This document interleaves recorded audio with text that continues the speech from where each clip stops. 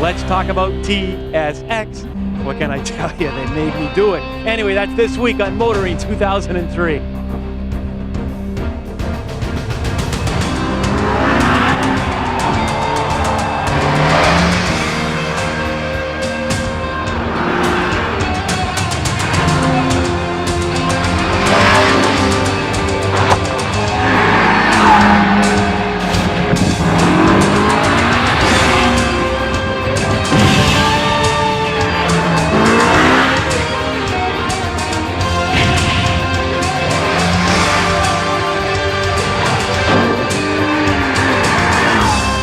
TSN's Motoring 2003 is brought to you by Quaker State Motor Oil. Oils fine-tuned for different engines. And Midas, Total Car Care. We do that.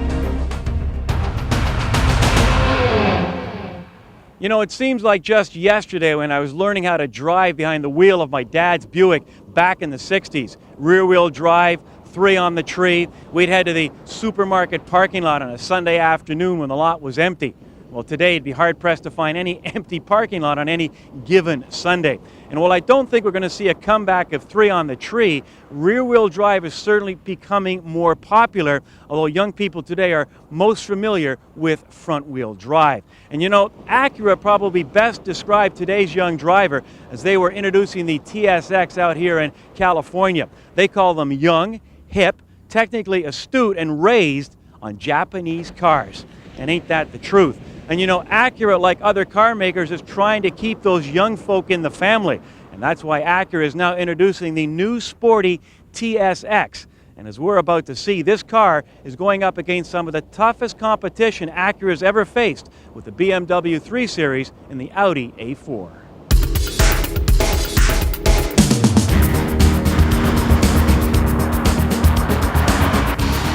What makes the GSR such a scintillating performer is the VTEC engine. It produces 170 horses and 128 pounds-feet of torque. It was 1994 when the young Graham Fletcher test drove the Acura Integra. And while the Integra brand was successful, in 2001, Honda decided to switch nameplates and rename the car the RSX. The car continues to sell well, especially to a younger crowd, but youth is short-lived. Where do maturing owners go when 2 doors are not enough? Ladies and gentlemen, introducing the all-new 2004 TSX from Acura. Since we launched the Integra, came out in 1987 when Acura launched, between Integra and RSX, we've sold over 100,000 of those vehicles. So there's 100,000 people out there that made the decision that the Acura technology of front-wheel drive, 4-cylinder, high-performance vehicle is what they want to drive. Currently, right now, the leap within the Acura brand is to go from that vehicle to a TL, which is a much bigger vehicle, drives totally differently. So really what we're doing now is giving all those people that bought Integras and bought into that Acura driving experience a vehicle that they can now go into. So that's why it's so important for us.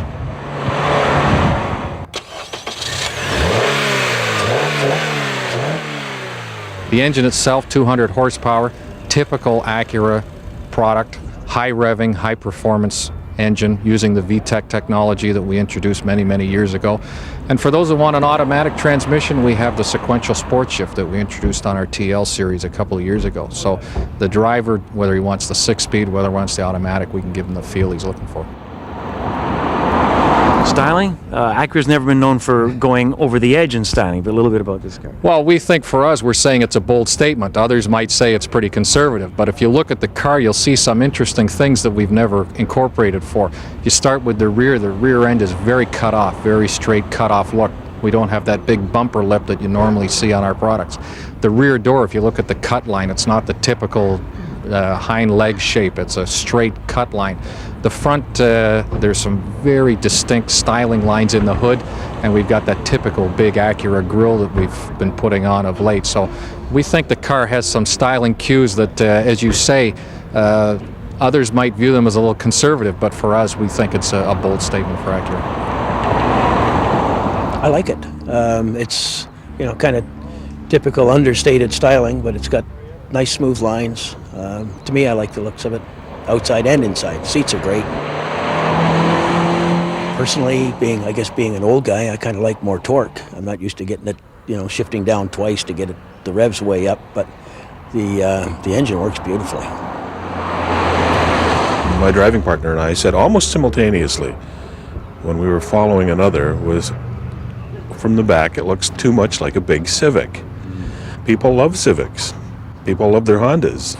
Are they willing to go to 35.5 for this? Probably. It's a wonderfully built car, great suspension system, handles well. It's got 200 horses, but for a couple of $1,000s less, would you rather have the Honda Accord? Are you willing to pay a couple of $1,000s for an Acura nameplate when, in most people's eyes, and a lot of young people's eyes, there ain't nothing wrong with the Honda nameplate at all? You're taking on, with BMW and the Audi A4, you're taking on some pretty tough competition. Oh yeah, they're fantastic cars, and there's no doubt about it that their heritage, their performance, their design are all great things. But we believe, as I mentioned earlier, that Acura technology, that Acura feel of the front-wheel drive, high-performance engine, that smooth shifting 6-speed transmission, that's what we're trying to do. We're trying to play with our strengths. We're not trying to duplicate what others are doing. We're trying to play to the Acura strengths, and that's what this car represents.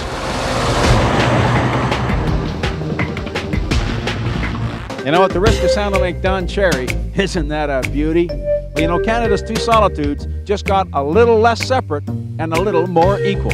More later on Kenzie's Corner.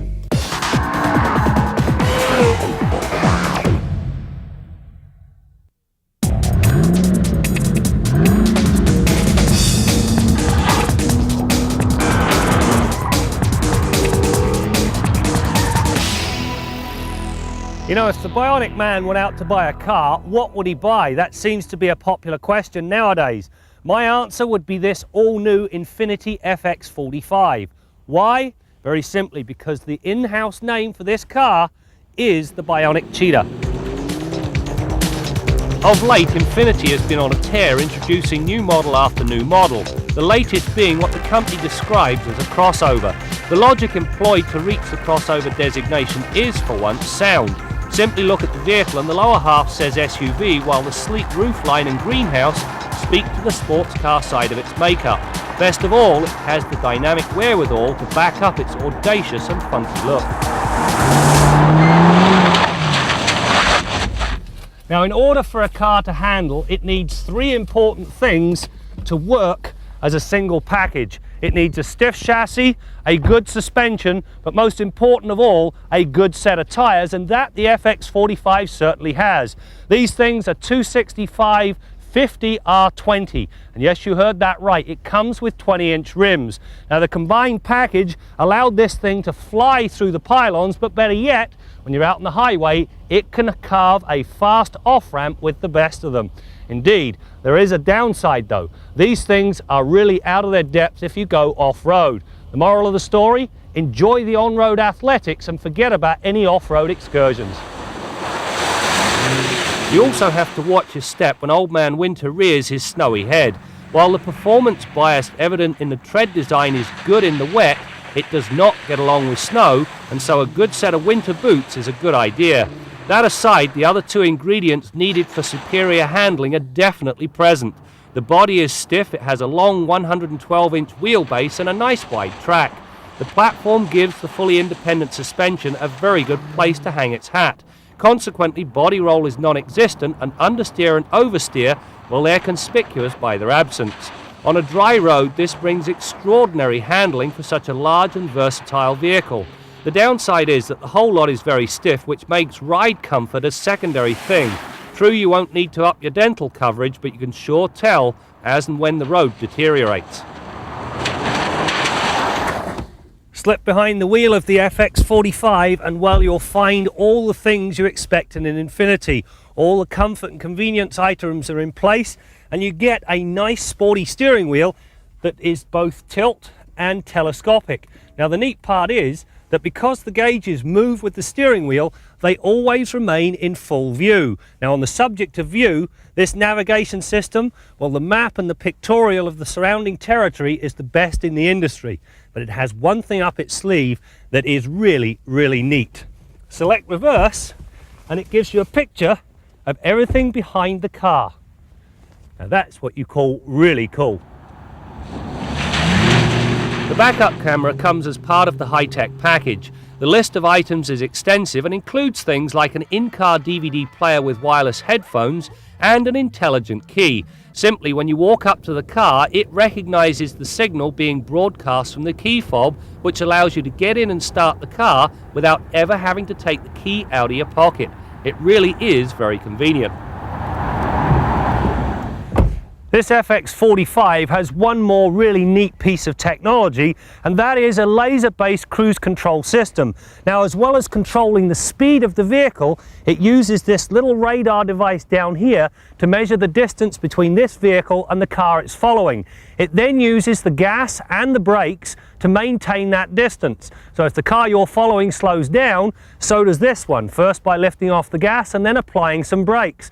Now, if for whatever reason the car ahead of you is slowing faster than this vehicle can, the system beeps at the driver to warn them to pick the reins up and take control of the car once again.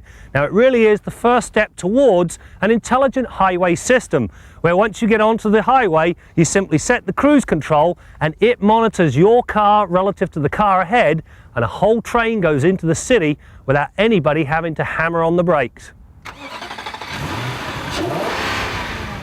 You have to save the best for last, and that's the powertrain. The 4.5 litre V8 dishes out a thundering 315 horsepower and 329 pounds-feet of torque at 4,000 RPM, all of which is fired to the road through a 5-speed automatic that includes a manual mode and a good full-time all-wheel drive system. Needless to say, power is not going to be an issue. The response to throttle input is both instantaneous and fast, and this holds true across the entire operating range. The 5 gears in the transmission also keep the engine in its sweet spot, which reinforces the sensation. Ditto the all-wheel drive, as it limits unwanted wheel spin. You know, the FX45 manages to solve an age-old dilemma. On the one hand, you need a family vehicle that's got flexibility. On the other, you do not want to give up the pure pleasure of driving a good sports car. This vehicle covers both bases very well. It's family friendly and it's as sporty as anything out there. Indeed, the Bionic Man might just approve.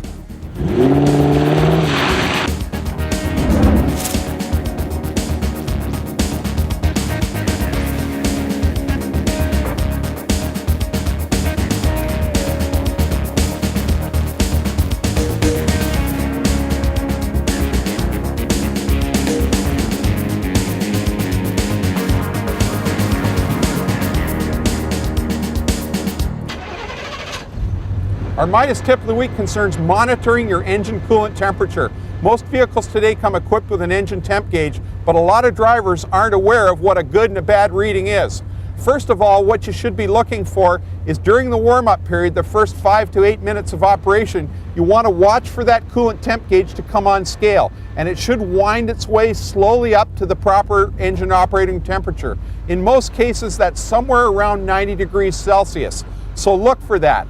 Consistent movement and then pegging at approximately the 90 degrees Celsius mark. Now you can consult your owner's manual to see exactly what the thermostat setting is on your particular vehicle, but you want to watch for consistent movement and consistent temperature on that gauge. If the engine temperature is fluctuating wildly according to outside temperature and or road speed, that could be an indication that you've got a thermostat that's faulty. If it's stuck partially open, the engine will run too cold, and the faster you go or the colder the outside temperature is, the lower that temp gauge will read. You're looking for a consistent reading year-round. Now, if you've got a bad thermostat, for example, and the engine's running too cold, you're wasting fuel and you've got excessively high exhaust emissions. On the other side of the coin, if the temp gauge is consistently above 90 degrees Celsius or well above it, you're starting to overheat. The first thing that you should be checking is allowing the engine to completely cool down and checking coolant level. If the coolant level's good and you've still got an overheating problem, you want to get the vehicle slowly into a repair shop where you can have that system analyzed, because if it's running consistently too hot, sooner or later it'll overheat and damage some critical engine components. That's your Midas tip of the week.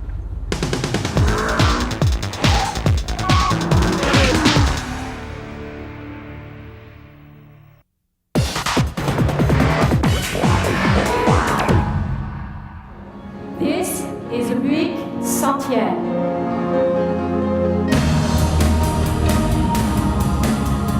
We decided to call it Centieme. Centieme means 100 in French. These cars actually celebrate, 100th anniversary for Buick. And as you know, Buick has a long history of beautiful, graceful design. And we wanted to have a car that has style, grace. When I say style, actually, I say American style. And just communicating all Buick's heritage. This is a distinctive premium vehicle with an innovative package that combines the best features of a sedan and a sport utility. Inside, there is individual chair seating in the front and middle rows, delivering a feeling of comfort and security. My dad drove a Buick. Are the buyers getting younger? When you think of who would be driving this car, well, who would be driving? Yeah, the buyers are getting younger. And what is interesting too is the traditional, setup of customers also change, because, when basically you were driving a minivan, people kind of not wanted to get and carry that image.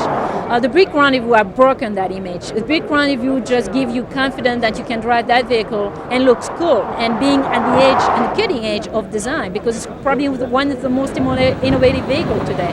So the Buick Centieme is kind of going even further, and I think it's exciting design, very personal, very expressive, will probably carry people that probably not necessarily need the functionality, but just for just the way it looks.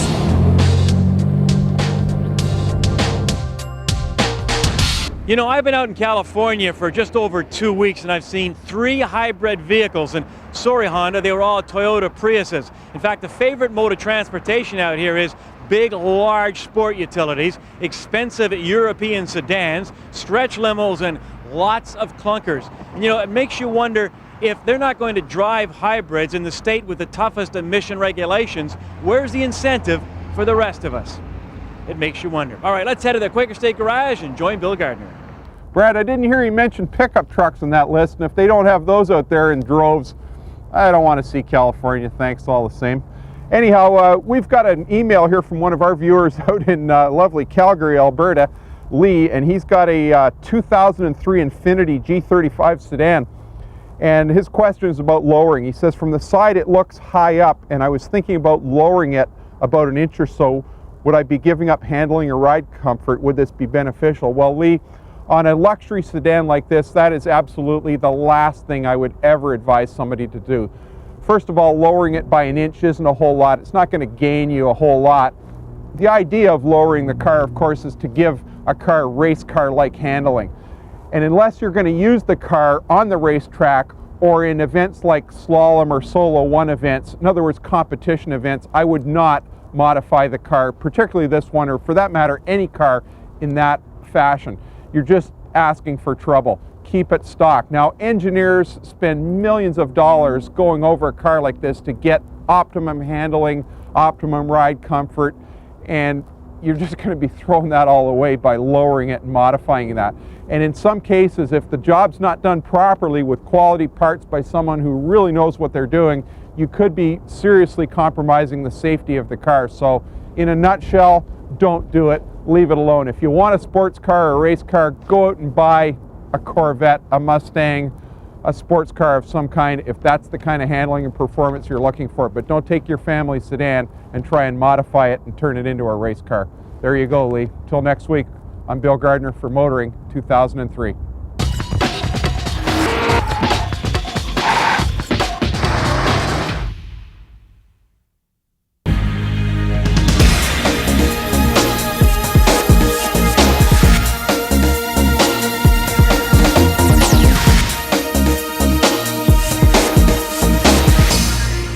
In the movie Annie Hall, Woody Allen says to Diane Keaton, "I couldn't stand to live in Los Angeles because you couldn't bear living somewhere where the only contribution to culture is the ability to turn right on a red light. Now, of course, Woody Allen is the ultimate Manhattanite. In those days, you couldn't turn right on a red light in New York City. But even Woody Allen, who, by the way, isn't much of a driver, even he could see the wisdom of this particular approach. Now, of course, many years ago, New Yorkers gained the right to turn right on a red light. And more recently, the last bastion has crumbled. Yes, ladies and gentlemen, you can now turn right on a red light in the province of Quebec. Now, that's the default option. Municipalities can still make their own laws, and of course, some intersections may still prohibit right turns on reds. Now, they studied this thing backwards and forwards. They did trials, they did tests, they passed the law, they rescinded the law. Their big concern wasn't so much retaining some little bit of Europeanism to prove how different they were. Their main concern was pedestrian safety. They were afraid that if Montrealers, for example, rolled up to an intersection and could turn right in a red light, they'd mow down some hapless pedestrian. The old joke was, of course, in Montreal, you couldn't turn right in a red light, but you could drive right through it. I won't go there. But no, the study showed pedestrians will be no less safe under the new rules. And of course, turning right in a red light makes it a lot easier for traffic flow. The real reason why pedestrians are no more endangered than they were, because nobody ever crosses at an intersection in Montreal. They cross in the middle of the street. I mean, now that the Canadians never make the playoffs and the Expos are leaving town, jaywalking is about the only sport they've got left. The question now is, what's taken Europe so long? Why don't they allow right turns on red lights? Well, I think the reason might be that a lot of these older street networks might have 5 and 6 streets coming into the intersection. You wouldn't know which right turn you could make. So the best thing is to come to a complete stop, wait till you get your green, and then go.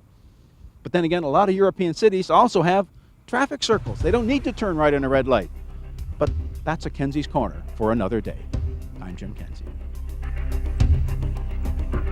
Bold exterior styling, excellent handling, and fun to drive. That's how Acura describes the new TSX. Well, after a couple of days behind the wheel, I got to agree, the handling is superb. Fun to drive, yes, whether you've got the 6-speed manual or the 5-speed automatic.